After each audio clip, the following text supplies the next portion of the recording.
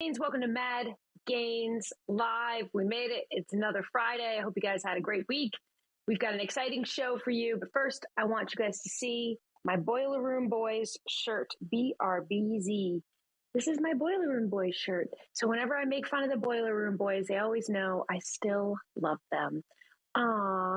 Izzy's going to give these out at the F3 conference that's coming out. He's gonna buy these for everybody. That's what he told me. Secretly, but I'm telling you guys now, I'm kind of lying as well. So we got the F3 conference coming up. This is in Chattanooga. We're all going to be there. I'm going to be there. Boiler Boys are going to be there. And let me think. It's November 1st to 3rd. Get your ticket, get your hotel room, and be there, or you're going to miss out, you guys. So update on Carrier Assure, the software that is the software you should use to develop and to vet your carriers. We have a new development coming out on Tuesday. That's our dashboards. Go to carriersure.com and you can get 30 days free and try out our new dashboards where you can get a screenshot of all the carriers that you use.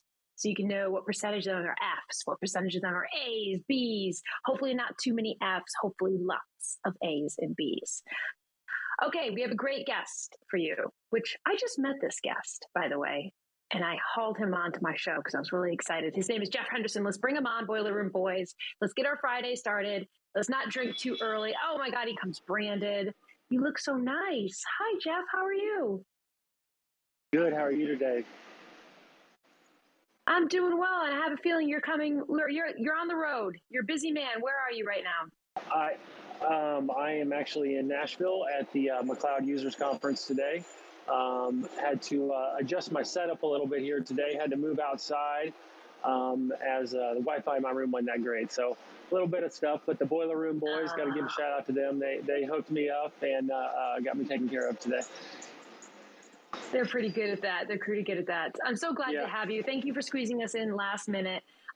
We had just met, and I was so excited to meet with you. First of all, because you went on the best double brokering rant ever, because we all hate those carriers who double broker. But the second reason, and the more important reason I wanted to bring you on, is because of Ryan Transportation. I thought I knew almost everybody in the industry, but I don't know much about Ryan Transportation over there in Kansas. Could you tell us a little bit about Ryan so that people kind of have some context? Yeah, absolutely. Thanks for having me. But we are kind of a little hidden secret in Kansas. We're in Overland Park, right outside of Kansas City, there in the suburbs. We are a traditional third party. We've been around since 1986. As the label there says below me, I'm the senior vice president there. So I report back into our corporate office, which is Shamrock Trading Company. And that is what is so unique about us is our model is fuel, factoring, and freight. So we're made up of three main business pieces. Ryan Transportation, of course, our brokerage was started in 1986. RTS Financial is our factoring company, and then RTS Carrier Services is our fuel company. So we've built this ecosystem, so to speak, of carriers on one side, customers on the other. And it's really worked out well. It's a great story to tell. That's amazing. It's great to sit in front of customers and be able to talk about this. But great to be able to sit in front of you and talk about it as well too. Yeah. That when you told me that, when you gave me the overall summary and then you introduced me to Shamrock too, I was like, oh my God, you guys are beasts in there in Kansas. So just Ryan itself, like how many employees do you guys have and what type of freight do you specialize in? Like, cause I know that not every brokerage is right for every type of freight. Right. Yeah, we have just under about 450 people in the brokerage. That's accounting, sales, compliance. We're very lean. We're very much a sales organization. We, freight-wise, definitely heavily concentrated on drive-in, refrigerated, reefer. We do a lot of heavy haul as well too.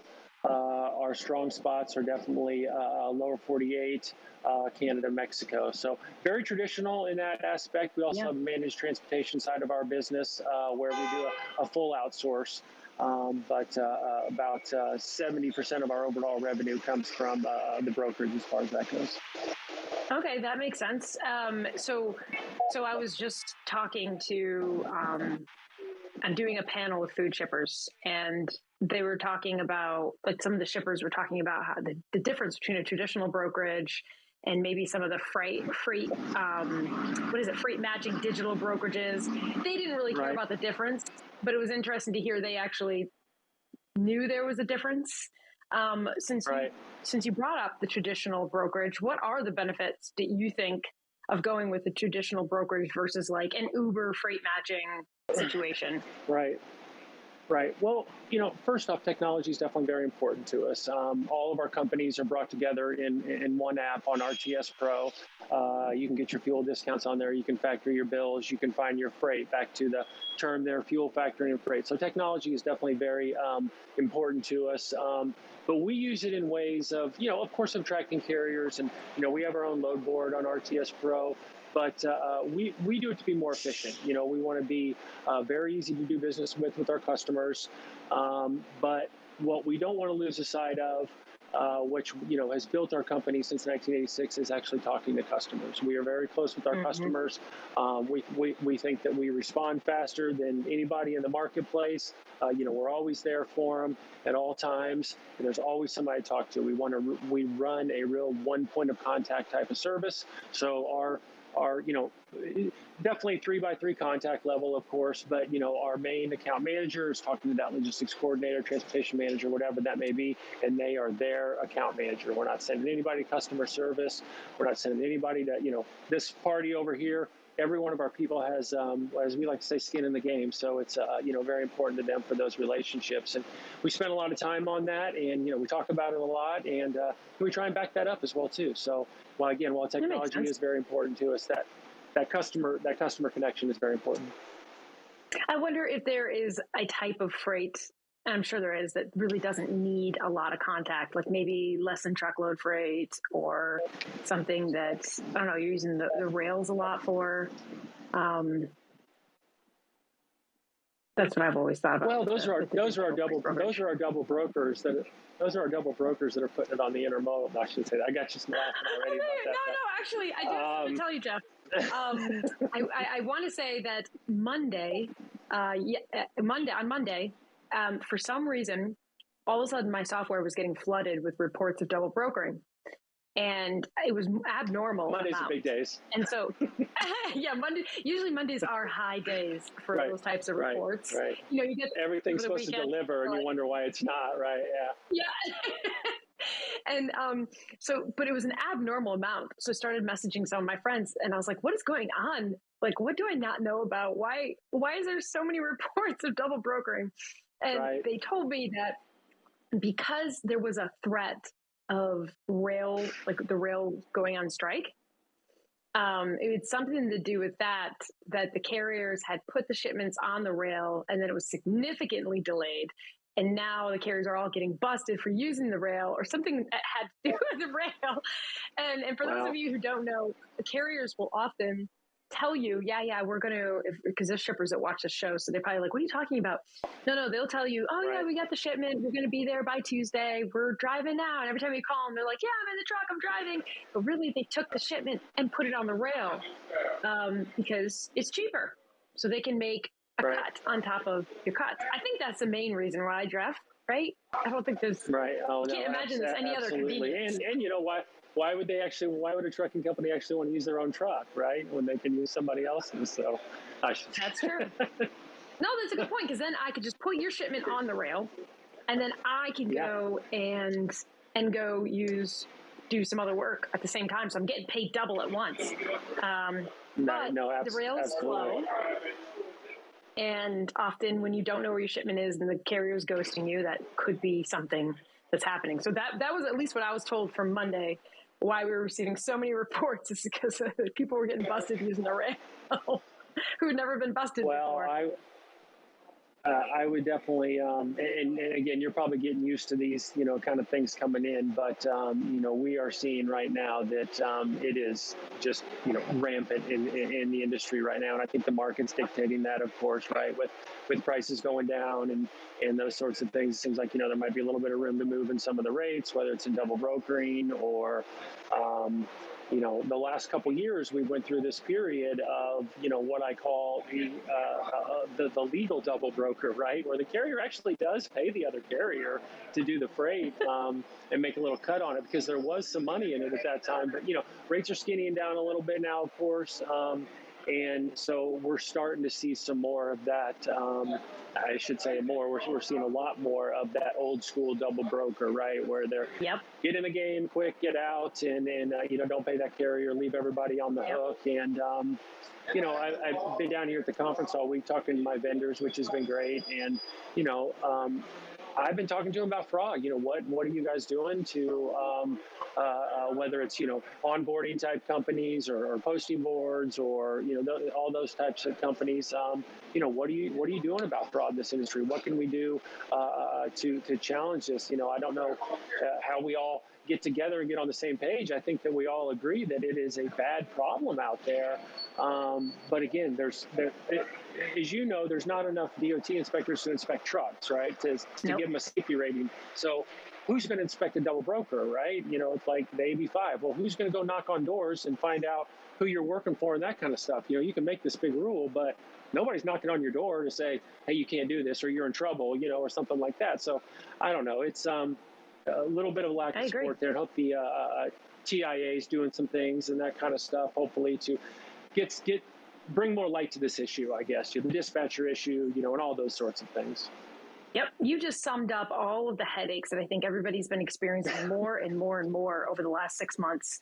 And I was hoping, Jeff, that as the market, as capacity loosens and brokers and shippers have more of the ability to be more selective with carriers, they can now have more stringent vetting procedures, which would weed out all the double brokers.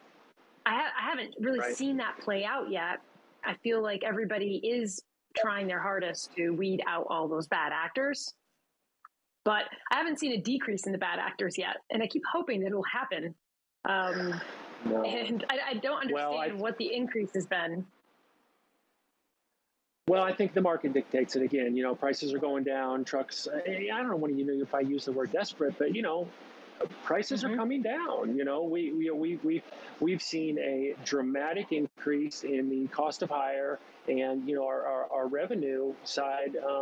Volumes are there and volumes are still good, which is great. But, that cost hire comes down and, we have a lot of carriers that are customers and there are a lot of really good carriers out there. So, we don't want to put this on the whole carrier marketplace, but even when you and I talked earlier last week, when we first met each other, whack-a-mole, right? One pops up, one goes away, one, same thing. It's a daily thing among people coming into the market. I mean, I haven't seen a decrease in the amount of carriers coming into the market either, which is kind of blowing my mind. And I have seen, my software is constantly analyzing different things in the back end. And I'm telling people, maybe don't use the Fs anymore. I used to say, use the Fs for short hauls, try a new carrier out. Now I'm kind of like, maybe you guys should just not use the Fs completely because we're finding a lot more in the data that's troublesome. But it's been very frustrating for anybody in the industry who's been burnt by this. And I am really hoping that it will slow, the amount of nonsense we're seeing will slow down. I want to bring up one thing that you said, which is, carriers are getting more desperate because I have noticed that carriers are starting to they know they're going out of business. They know they got busted maybe for double brokering and things are starting to slow down. So they're quickly trying to double broker using a last grab. Hey, carrier over here, I'll give you this shipment. I will pay you $7,000. They just make up a number, some great number that the carrier's not going to say no to. They give it to the carrier, and then carrier one, who was originally given the shipment, takes off and completely goes out of business, takes off with that money that the broker or shipper paid him with. And the last carrier is just left out holding the bag. And it's like, oh, but they said it would be $7,000. And you're like, this is a $3,000 shipment. What are you talking about, $7,000? Right. So it's like this last grab situation. Haven't you always learned if it's too good to be true, it's too good to be true, right? I mean, like you said, it's a $3,000 shipment. We're going to pay you $5,000. This is the greatest load of the day. Well, what made you so lucky, right? How'd you get so lucky today? There's one or two of those a day out of every market, right? One, big money shipment that somebody's got to get somewhere. There's one of those a day. Yeah. Somebody's lucky enough to get that one a day, but there's not 20 a day. I'll tell you that. That's not true. Right. And I try to warn people. Speaking of that, is the time that you're about to get hit with the double brokering the most is on Friday, when you tend to be like, last minute, I got to make this move. I got to go. I'm going to pick that carrier. So tell me, what else is going on in the market? You said, because everybody's curious about how the market's doing. How's it shifting? What are you seeing on your end? I mean, obviously you're not predicting anything, and you're not, I'm not expecting you to be an economist, but just in your own business sense, what are you hearing from shippers, and what have you been seeing with volumes? We've seen volume strong. I mean, we're a large company. We are private, but I will tell you, if you look at the TT 100, we're in the 14 to 16 range right there. So it kind of gives people a general idea. So we have a lot of shipments on a daily basis. We have a lot of great customers, name customers, enterprise style customers. So volumes are staying strong. And again, we're an aggressive sales force, so we're continuing to. I put our sales force up against anybody in the country. I honestly would, so we're very aggressive. We're talking to people all the time. The one thing that is we kind of mentioned a little bit earlier. I hope that we've seen the bottom of pricing. For the carrier's sake, if not for anything, because again, it's not getting cheaper to run a truck on a daily basis, and we absolutely know that insurance costs are going up. I listened to you being with a legal background, listened to a speaker at the conference yesterday talking about what trucks should do if there's an accident and all the action plan that they have to go through and all this kind of stuff. And I'm like, oh my God, I never even thought about it from that end. And I shouldn't say that because, I've been a broker for 22 years, running the desk and now, of course, in executive leadership. But it's not cheap to run a truck, and they're like, well, the driver needs to know these 10 things in a row. If they were to bump into somebody's car, something like that, I'm like, oh my God, how I couldn't do that if I was an individual driving my own car down the road, right? I mean, so I hope that we've hit the bottom of that ceiling, I guess, and I think that we kind of have. We've definitely leveled off the last 2 months, looking at our volumes, and again, we don't set the market by any means, but we move a lot of freight on a monthly basis, and so we usually stay very average cost to hire, across all loads. What is it, around 700 average miles, so that cost to hire is it's come down, but the last couple months has leveled out. So hopefully we've hit the bottom. We need something to spur the industry. I don't know what it is. We joked about this last week. Was it a rail strike? Rail strike. Hope there's a rail strike. That'll spark things up a little bit, right? Darn it, we missed that one. It would. So every broker in the country is like, yes, strike. Yeah, come on. I apologize for the sun coming in my face here. It's like I'm getting blinded out here. I feel bad. You know what? It's okay. It's not really bothering me. They probably made you sit perfectly because they know Tennessee, so that you guys can't hear that. But he just said, "You look great, man." But they never. I heard him for some reason. They have all the controls. Okay, so we only have a few minutes left. I do want to hear a little bit about Kansas City. I have never been to Kansas City. I don't even. Is it in Kansas or is it in Missouri? It's both. So there's Kansas City, Missouri, and there's Kansas City, Kansas. Kansas City, Missouri gets all the fame, of course, because of the Royals and the Chiefs and the T-Mobile Center and Nelson Atkins Art Museum, and it's a great city. I mean, it's really a little Midwestern gem. It's not little by any means. I think it's around 2 million metro. But our business, and I myself also live on the Kansas side. I grew up there. It's it's suburb USA. It's really like any big city, right? But it's a great city. It's a really hidden gem. We get to see all the good concerts come through here, you know. So as long as that keeps happening, I'm happy. And then as far as that goes, but we have good talent. There's a lot of good colleges around here for us to attract folks in from. And it's Kansas City, so it's the heart of America. I mean, we have I-35 and I-70 cross here. The BNSF just put a huge rail facility south of the city here. So there's a lot of new distribution companies moving in, or a lot of new companies moving in their distribution centers here. Is that a bad thing? Like, are you like, oh God, this rail center just came in here? No, it's about 20, 35 miles south of the city, so it's not affecting my commute. So I guess I'm not bothered by it, but it is bringing business into Kansas City. It's keeping our home values strong. Distribution. No, yeah, absolutely. I mean, we can hit anywhere. I mean, you know, we're 1,500 miles to LA, 1,500 miles to New Jersey. I mean, so it's we're so close to anywhere for 3-day trip. It's great for those distribution centers to be able to come in here.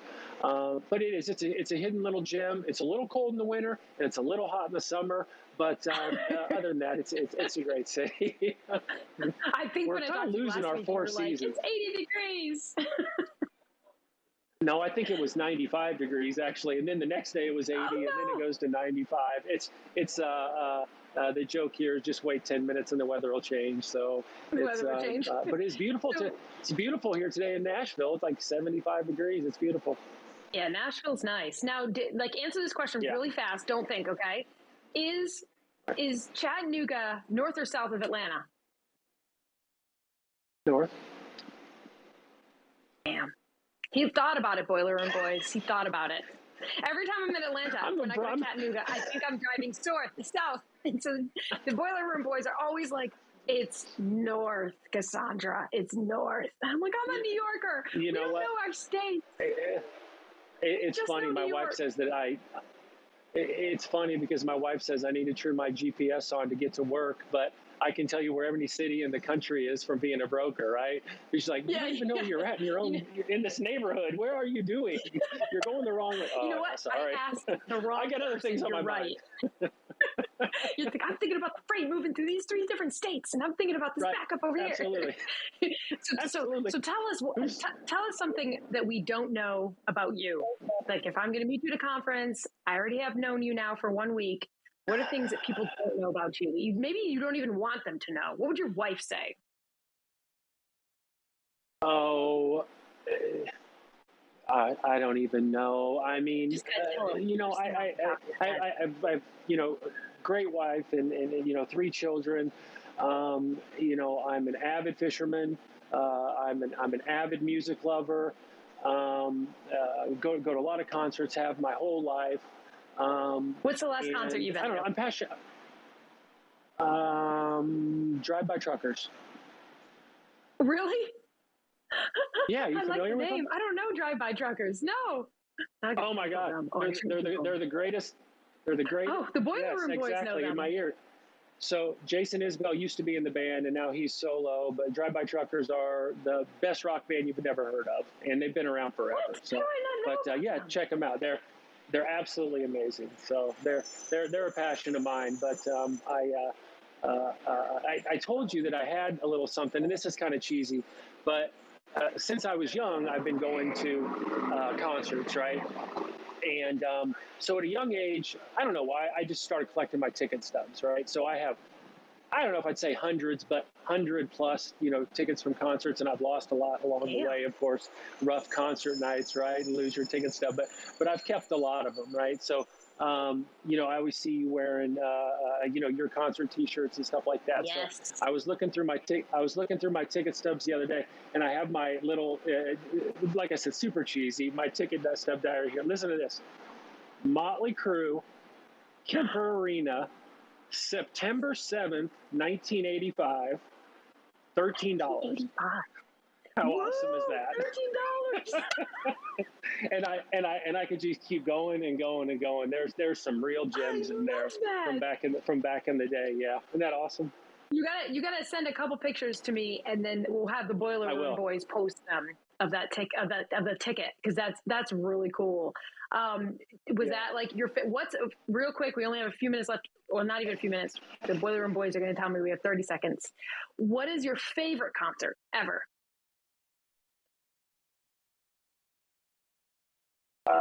1993 Grateful Dead Soldiers Field. Oh, you are so lucky you got to see. Oh, I'm so jealous. Yeah, I saw a lot of Dead shows. Yeah, I saw a lot of Dead shows. I'm so jealous. Yep. That's what we did in college. There you go. You did There's study. the hidden secret, right? There's the hidden secret. Yeah, we didn't study. We went to concerts. Yes. Well, I am so glad you could join us. Enjoy the McLeod Conference. Thank you for doing this last minute. Hopefully you didn't get a sunburn from Tennessee sun.